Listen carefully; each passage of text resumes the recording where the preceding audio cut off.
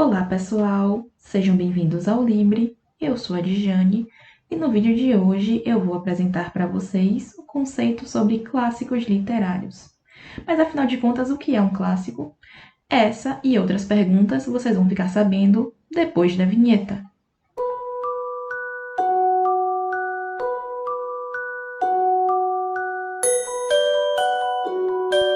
Um livro clássico pode ser entendido como uma obra que representa, de maneira geral, a sociedade em que foi escrito. Em resumo, um livro clássico representa os aspectos que constituem uma sociedade em um determinado período de tempo.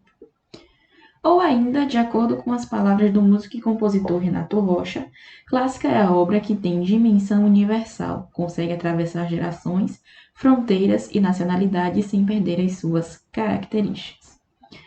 Livros clássicos não possuem uma categoria própria, podendo ser romances, fantasia, ficção científica, distopias, contos ou qualquer outro gênero literário, não se restringindo. Uma atribuição em geral que é dada aos clássicos diz respeito ao sucesso da obra, o reflexo direto nas vendas de exemplares, o que dificilmente acontece, já que muitas vezes um clássico não é sucesso de vendas em sua época. Em verdade, muitos autores de obras clássicas morreram em situação de pobreza, como no caso de... Casos conhecidos são, por exemplo, Edgar Allan Poe, o escritor estadunidense, H.P. Lovecraft, o escritor britânico, além de, óbvio, o brasileiro Lima Barreto, cujas obras são clássicas, porém os autores não tiveram muito dinheiro em vida. Os clássicos, em geral, são mais antigos, com muitos exemplares tendo sido escritos séculos atrás. Consequentemente, essas obras apresentam um linguajar antiquado, que pode vir a dificultar a leitura, levando, portanto, o leitor a erroneamente associar a leitura de uma obra clássica a algo chato, monótono, em resumo, algo desinteressante, o que, como a gente sabe, não é verdade. Voltando para o tema da representação da sociedade, podemos utilizar clássicos nacionais como modelo. O Cortiço, de Aloysio de Azevedo, que representa o que havia de mais repugnante na sociedade brasileira, focado, nesse caso, no Rio de Janeiro, no período em que a obra se passa, retratando, portanto, a exploração humana, a desonestidade e o crime.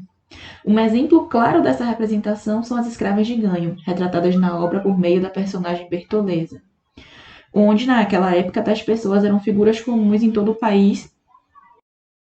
No cenário nacional, podemos destacar grandes clássicos, como, por exemplo, Dom Casmurro, de Machado de Assis, Capitães de Areia, de Jorge Amado, Vidas Secas e sua famosa Baleia, escritos por Graciliano Ramos, e muitos outros livros, como, por exemplo, Macunaíma, Grandes Sertões Veredas, Iracema, Memórias Póstumas Brás Cubas, O Alto da Compadecida, entre muitas grandes obras nacionais.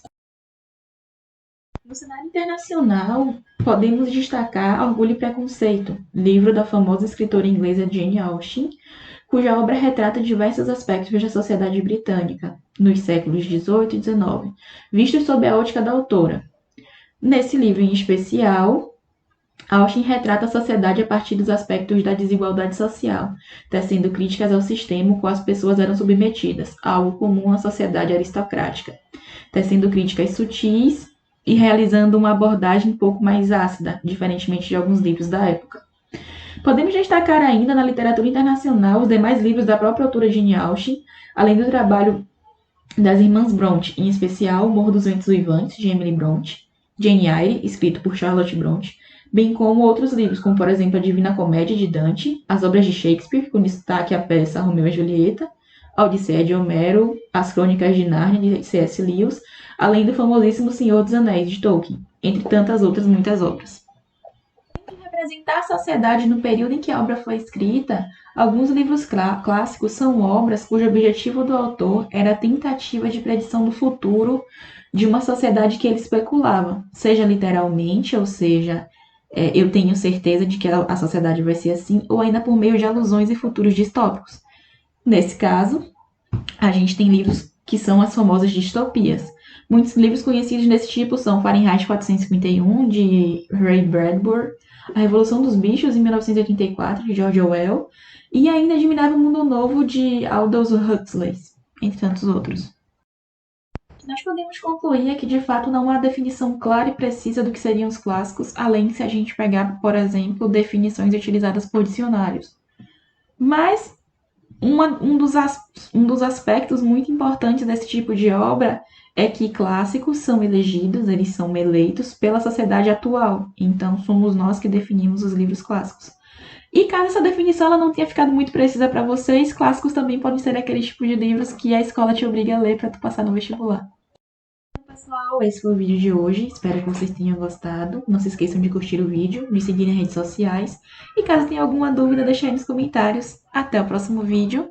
Se inscrevam no canal e tchau, tchau!